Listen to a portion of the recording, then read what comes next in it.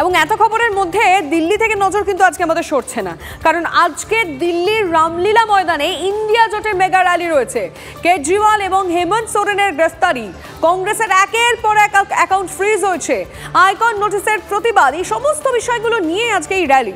দেশ জুড়ে বিরোধী ঐক্যের বৃহত্তর চালচিত্র তুলে ধরাই লক্ষ্য এই র্যালির মাধ্যমে।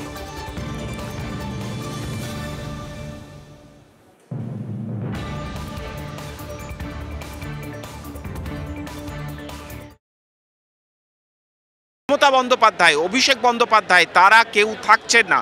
তার কারণ তাদের কার্যত শাখের করাত অবস্থা। একদিক থেকে জাতীয় রাজনীতির ঐক্যের কথা মাথায় রেখে ইন্ডিয়া জোটকে কিছুটা শুধুমাত্র আক্ষরিক অর্থেই ছুঁয়ে থাকতে হবে, এবং সেই কারণে ডেরেক ওব্রায়েন এবং সাগরিকা ঘোষকে পাঠানোর সিদ্ধান্ত নিয়েছে তৃণমূল কংগ্রেস নেতৃত্ব। অপর দিক থেকে যেহেতু রাজ্য রাজনীতির এই মুহূর্তে যে সমীকরণ, তার প্রেক্ষিতে কংগ্রেসের বিরুদ্ধে লড়াই করতে হচ্ছে, বামেদের বিরুদ্ধে তারা লড়াই করছে, ফলত কোনোভাবেই ইন্ডিয়া জোটের আজকের যেই মেগা র্যালি, অর্থাৎ দেশ জুড়ে যৌথ কর্মসূচি নেওয়ার যে ঘোষণা একটা সময় স্বয়ং মমতা বন্দ্যোপাধ্যায় যে প্রস্তাব তিনি দিয়েছিলেন, তা কার্যত বাংলার প্রেক্ষিতেই কোনোভাবে বাস্তবায়ন করা সম্ভব নয়। আজকে এখানে আমরা যে ছবি দেখতে পাচ্ছি, অবশ্যই হেমন্ত সোরেন এবং দিল্লির মুখ্যমন্ত্রী অরবিন্দ কেজরিওয়ালের গ্রেপ্তারির প্রতিবাদ করা হবে। তার পাশাপাশি গুরুত্বপূর্ণ, কংগ্রেসের বিরুদ্ধে যেভাবে আয়কর অভিযান চলছে, সেই আয়কর ডিপার্টমেন্টের অভিযানের বিরুদ্ধে এখানে প্রতিবাদ করা হবে, এবং প্রধানমন্ত্রী নরেন্দ্র মোদীর বিকল্প হিসেবে বিরোধী দলগুলি যে জোটবদ্ধ, সেই ছবিটা তুলে ধরাই কিন্তু মূল লক্ষ্য। ছুটি রবিতে অন্য মেজাজে প্রচারে সুকান্ত মজুমদার মর্নিং ওয়ার্কে বেরিয়ে কথা বললেন বালুরঘাটে পাইকারি বাজারের ক্রেতা বিক্রেতাদের সঙ্গে, কথা বলেন কিষাণ সম্মান নিধি নিয়ে।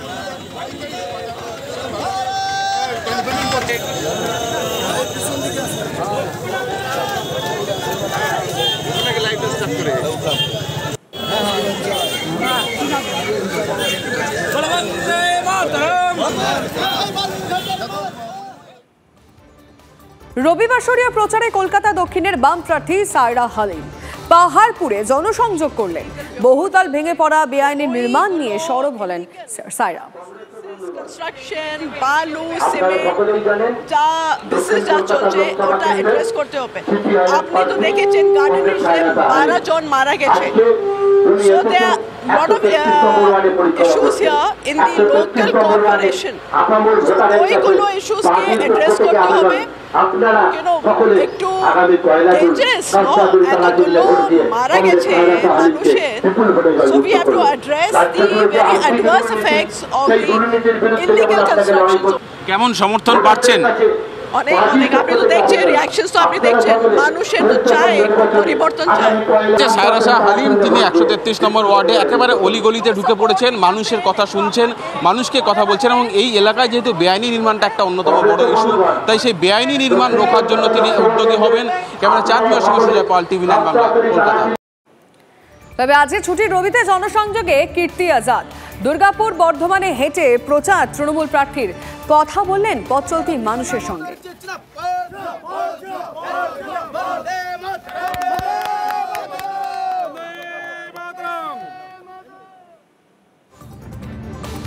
দুয়ারে ভোট আর কিছুদিন বাকি রয়েছে। প্রচারে রাজ্যের বাইরেও মমতা বন্দ্যোপাধ্যায়, যে খবর আমরা পাচ্ছি, অসমে ভোট প্রচারে যাবেন মুখ্যমন্ত্রী।